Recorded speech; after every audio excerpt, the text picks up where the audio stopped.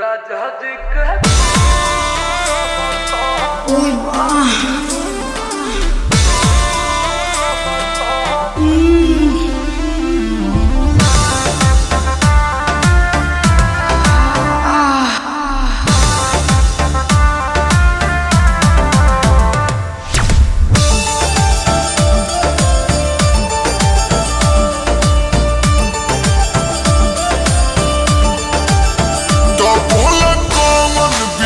रोज ले बेलू जानू हफ्ता में आके रोज रोज ले बेलू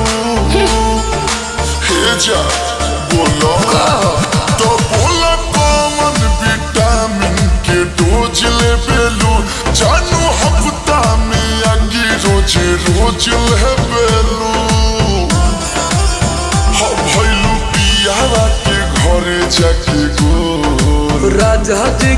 तू सहरिया राजा जी के तू रोल सहरिया उठला दरदिया परे लहे लहे बथला कमरिया करेला खटिया परिसो राजा जी के तू रोल सहरिया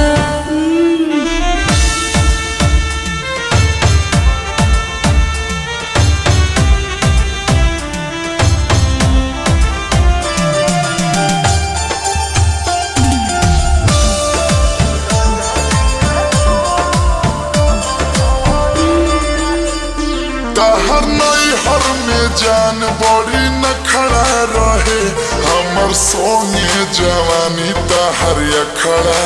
रहे काहो जा मना भेलो खदो तबा को चुमल के बोठाबा को नाचो तारू जैसे बनावा में मोह राजा जी के तू रोल सहरिया राजा जी के तू रोल सहरिया उठेला दरदिया परे लहे लहे बथला कमरिया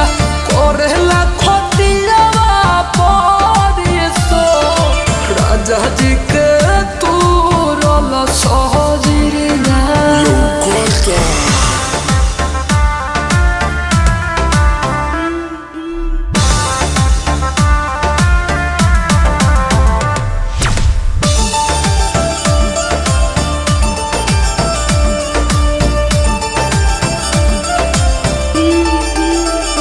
रोजो सोया के सोंगे तू सेज करे लुकिया तवारो के प्यार पर हेज करे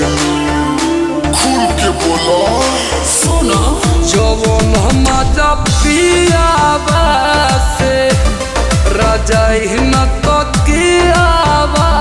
से अच्छा तो कलू पूछे कबू होई बोला रखो राजा जी के तू रोल सहरिया राजा जी के तू रोल सहरिया